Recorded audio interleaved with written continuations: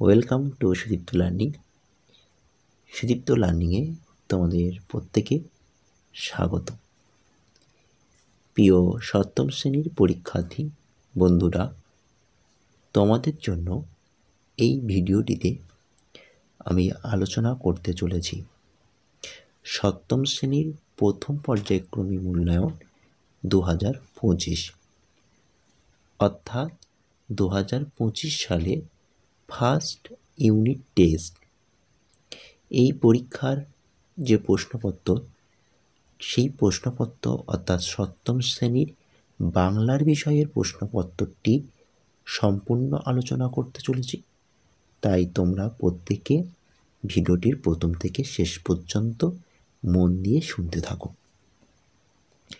ভিডিওটির শুরুতে তোমাদেরকে একটা কথা মনে করে দিই বা জানিয়ে রাখি, তোমরা পরীক্ষা দিয়ে এসেছো গত বা পূর্বের বছরগুলোর মতন এবছরও নেই, ঠিক একই টাইমে তোমাদের পরীক্ষা হবে।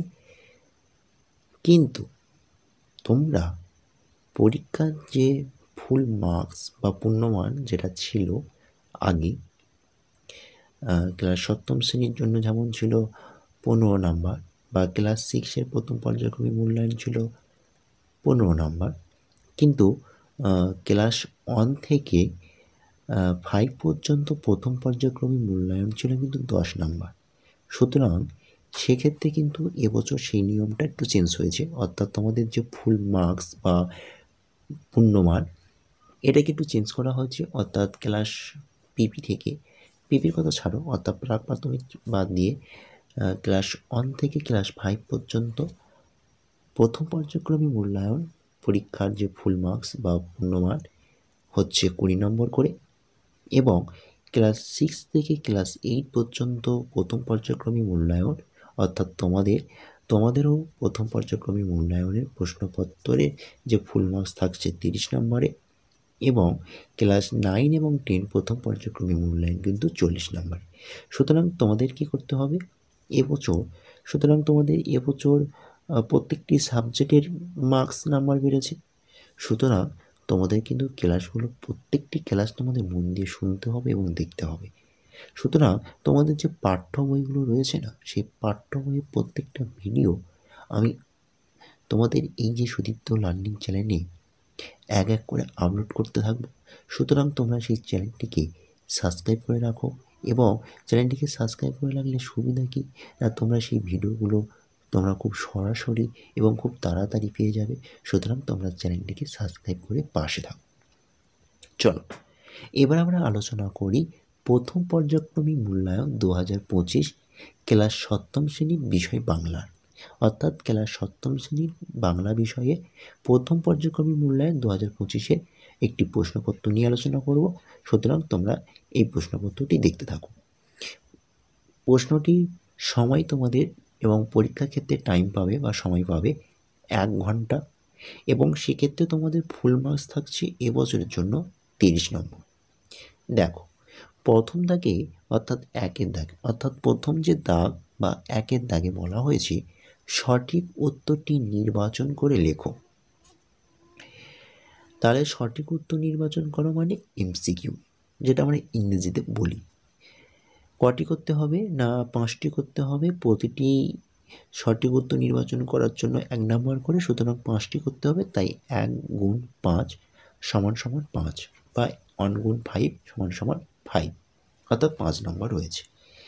1-এর 1 দেখো কোশ্চেনে কি বলা হয়েছে, 1-এর 1 প্রশ্নে বলা হয়েছে ছন্দ বাজে। সেক্ষেত্রে তোমাদের 4টে অপশান রয়েছে। প্রথম অপশান কয়তে রয়েছে ঘড়ির কাঁটায়, দ্বিতীয় অপশান অর্থাৎ খতে রয়েছে মোটর চাকায়, এবং তৃতীয় অপশান অর্থাৎ গতে রয়েছে নদীর স্রোতে, এবং ঘতে রয়েছে রেল গাড়িতে। দেখো এবার দেখো 1-এর 2, 1-এর 2-এর যে কোশ্চেনটি বলা হয়েছে মুর্শিদি হলো, সেক্ষেত্রেও তোমাদের 4টে অপশান দেওয়া রয়েছে। প্রথম অপশান অর্থাৎ কর দাগে রয়েছে মাঝি মাল্লাদের গান, মাঝি মাল্লাদের গান। খ মুসলমানি পল্লীগীতি, এবং 3 নম্বর অপশান অর্থাৎ গতে রয়েছে বাস্তব বিষয়ক দেহতত্ত্বের গান, এবং 4 নম্বর অপশান অর্থাৎ ঘতে রয়েছে বাউল গান। চলো 3 নম্বর কোশ্চেনটা দেখি। 3 নম্বর কোশ্চেনে বলা হয়েছে মধুসূদন দত্ত বঙ্গভূমির প্রতি কবিতাটি লেখেন। এক্ষেত্রেও তোমাদের 4টে অপশান ক খ গ ঘ করে। প্রথম অপশান অর্থাৎ কতে রয়েছে 1857 খ্রিস্টাব্দ, ক্ষয়তে রয়েছে 1862, গতে রয়েছে 1861 খ্রিস্টাব্দ এবং ঘতে রয়েছে 1865 খ্রিস্টাব্দ। এবার পরের কোশ্চেন দেখো, 1-4 বলা হয়েছে কবি আশরাফ সিদ্দিকী যে পত্রিকার সম্পাদক ছিলেন। কোশ্চেনটির সাথে সাথে তোমাদের 4টি অপশান। প্রথম অপশানে বলা হয়েছে মুকুল, খ অপশানে বলা হয়েছে ভারতী, এবং 3 নম্বর অপশান অর্থাৎ কদ্দাকে বলা হয়েছে কল্লহ মানে কল্লোল, এবং ঘতে রয়েছে প্রবাসী। 5 নম্বর কোশ্চেনটি দেখে নাও, 1-5। 1-5 বলা হয়েছে হালকা ও পাতা শব্দ দুটি হলো। এক্ষেত্রেও তোমাদের 4টে অপশান রয়েছে। প্রথম অপশান অর্থাৎ কদ্দাকে রয়েছে তৎসম, দ্বিতীয় অপশান অর্থাৎ খদ্দায় রয়েছে তৎভব, এবং গ অর্থাৎ 3 নম্বর অপশান রয়েছে অর্ধ তৎসম, এবং ঘতে রয়েছে দেশি শব্দ। এবার তোমরা বলতে পারো যে স্যার আপনি তো শুধু কোশ্চেনগুলো বলে যাচ্ছেন, সুতরাং প্রশ্নের উত্তরগুলো আমাদেরকে দিন। এক্ষেত্রে আমি তোমাদেরকে একটা কথা জানিয়ে রাখি, আমি তোমাদের প্রশ্ন দিচ্ছি কথাটা সত্য, আমি কিন্তু উত্তর দিচ্ছি না এ কথাটাও সত্য। কিন্তু এই প্রশ্নের উত্তরগুলো পেতে হলে অবশ্যই আমার সুদীপ্ত লার্নিং চ্যানেলটিকে এবং তোমাদের প্রিয় এবং বেস্ট চ্যানেলটিকে সাবস্ক্রাইব করতে হবে, 1 নম্বর। 2 নম্বর, আমার টেলিগ্রাম গ্রুপ রয়েছে, সেই গ্রুপে তোমাদের জয়েন্ট হতে হবে। সেই টেলিগ্রাম গ্রুপে তোমরা জয়েন্ট হলে সেখানে তোমরা এই পিডিএফের সাথে একদম বিনামূল্যে উত্তর সেটগুলো পেয়ে যাবে। বোঝা গেল? তাহলে উত্তর পাবো কোথায়? উত্তর পাবো আমার টেলিগ্রাম গ্রুপে। অর্থাৎ তাহলে তোমরা সেই টেলিগ্রাম গ্রুপে জয়েন হয়ে যাও, সেখানে তোমরা একদম ফ্রিতে এবং বিনামূল্যে পিডিএফটা অর্থাৎ উত্তরের পিডিএফটা পেয়ে যাবে। চলো 2 দাগে কী বলা হয়েছে দেখে নাও। 2 দাগে বলা হয়েছে যে নিচের প্রশ্নগুলি যথাযথ উত্তর দাও। 4টি করতে হবে, প্রতিটি প্রশ্নের মান 1 নম্বর করে রয়েছে, সুতরাং 1 গুণ 4 সমান সমান 4 অথবা 1 গুণ 4 সমান সমান 4। প্রথম দেখো 2-1 যে প্রশ্নটি বলা হয়েছে সারি গানের মূল গায়ককে কি বলা হয়। 2 কোশ্চেনটি কী বলেছে দেখে নাও। দেহদাসে শুভরদে কি দেওয়ার কথা বলা হয়েছে এই লাইনটির মাধ্যমে। 2-3 বলা হয়েছে উনি পছন্দ করতেন না, উনি কে। 2-4 যে কোশ্চেনটি রয়েছে গণেশের ছেলেমেয়েরা কোন ধরনের বিজ্ঞানী। এই ছিল তোমাদের 2 দাগের 4টি কোশ্চেন এবং প্রতিটি কোশ্চেনের মান ছিল 1 নাম্বার করে। 4টি তো করতে হবে, সুতরাং 1 গুণ 4 সমান সমান 4। এবার চলো 3 নম্বর দাগে কি বলা হয়েছে। 3 নম্বর দাগের বলা হয়েছে যে নির্দেশ অনুসারে নিচের প্রশ্নগুলি উত্তর দাও। 2টি করতে হবে এবং প্রতিটি প্রশ্নের মান 1 নাম্বার করে, সুতরাং 2 নাম্বার। তা 3-1 বলা হয়েছে প্রদত্ত শব্দগুলির কোন কোন ভাষা থেকে এসেছে। 3-1 যে ক, প্রথমটি রয়েছে দরবেশ এবং ক্ষয়তে রয়েছে বালতি। 3-2 যে দাগ নম্বরে অর্থাৎ 3-2 দাগ নম্বরে বলা হয়েছে বিপরীত শব্দ লেখো। 2টো করতে হবে এবং প্রতিটি প্রশ্নের মান 1 নাম্বার করে, 1 গুণ 2 সমান সমান 2 নম্বর বরাদ্দ রয়েছে। ক দাগে বলা হয়েছে ঈষৎ এবং খ দাগে বলা হয়েছে প্রবাস। চলো 4 নম্বর দাগে কী বলে দেখে নাও। 4 বলা হয়েছে নিচের প্রশ্নগুলি উত্তর লেখো। 4টি করতে হবে। তাহলে নিচের প্রশ্নগুলি উত্তর দাও, করতে হবে 3টি এবং প্রতিটি প্রশ্নের মান কিন্তু 4 নম্বর করে রয়েছে, সুতরাং 3-4 12।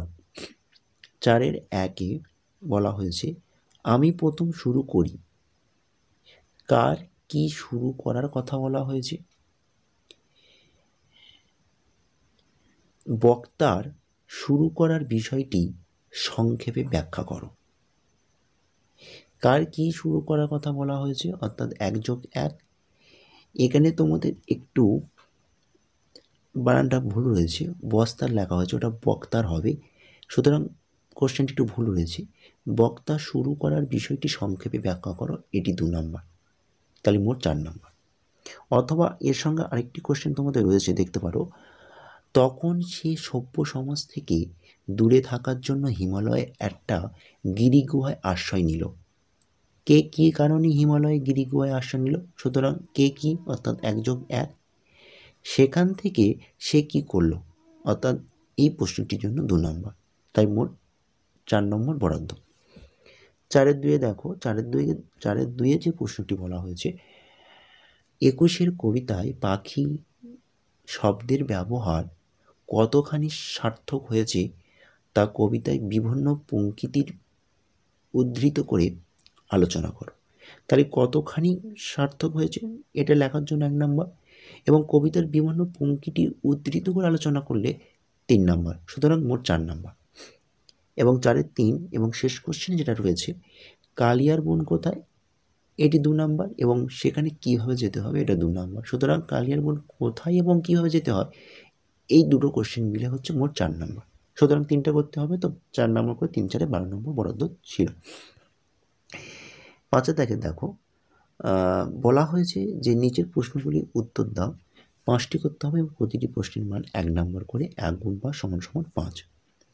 প্রথমে বলেছে শূন্যস্থান পূরণ করো, রাজপুত্র থেকে রাজপুত্রের শব্দটি এসছে না রাজপুত শব্দ থেকে রাজপুত্র শব্দটি এসেছে, সুতরাং এটাকে তোমাদের গ্রেটার দেন বা লেস দেনের মাধ্যমে লিখতে হবে।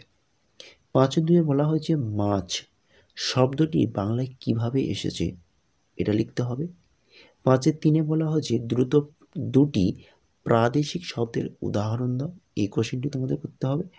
এবং 5-4 বলা হয়েছে কচিনবিন্দু টয়াকার কাঁটা, এই কাঁটা শব্দটি কী ধরনের শব্দ, এই প্রশ্নটি। এবং একই সঙ্গে এবং আজকের সেটির শেষ প্রশ্ন হচ্ছে 5-5 তৎসম এবং তদ্ভব শব্দের একটি পার্থক্য লেখো। তাহলে তোমরা তৎসম এবং তদ্ভব শব্দের সংজ্ঞা, অর্থাৎ কাকে বলে, তৎসম কাকে বলে তার উদাহরণ, এবং তদ্ভব শব্দ কাকে বলে তার উদাহরণ, এটা তোমাদের ভাষাপাঠ বা ভাষাচর্চা বই থেকে অবশ্যই তৈরি করে নেবে। একই সঙ্গে তৎসম এবং তদ্ভব শব্দের একটি পার্থক্য কেন করবে, সেক্ষেত্রে তোমরা 2-3টে পার্থক্য মুখস্থ করে রাখবে। সুতরাং ক্লাসটি আজকের এই পর্যন্ত রইল। ক্লাসটি শেষ করার আগে বা ভিডিওটি শেষ করার আগে আরেকটি কথা আবারও বলছি, এই প্রশ্নের উত্তরগুলো পেতে হলে টেলিগ্রাম গ্রুপে জয়েন্ট হয়ে যাও, সেখানে আমি তোমাদের প্রতিটি সেটের প্রশ্ন একই সঙ্গে উত্তর আমি দিয়ে দেব। সুতরাং তোমাদের জয়েন্ট হতে হবে এবং একই সঙ্গে সেই প্রশ্নের সেটগুলোকে তোমাদের ভালোভাবে মুখস্থ করতে হবে এবং নিজেদের প্রথম পর্যায়ক্রমে মূল্যায়নে ভালো রেজাল্টের জন্য তৈরি হতে হবে। সুতরাং ক্লাসটি বা ভিডিওটি ভালো লাগলে অবশ্যই লাইক, কমেন্ট, শেয়ার করো এবং চ্যানেলে নতুন আসলে অবশ্যই সুদীপ্ত লার্নিং চ্যানেলটিকে সাবস্ক্রাইব করো। ততক্ষণে তোমরা এই ক্লাসটি ভালোভাবে দেখতে থাকো। আজ এই পর্যন্ত, টাটা, বাই বাই। ভালো থেকো, সুস্থ থেকো এবং পড়াশুনোর দিকে মনোযোগটাকে বেশি করে দেওয়ার চেষ্টা করো। Tata, bye bye.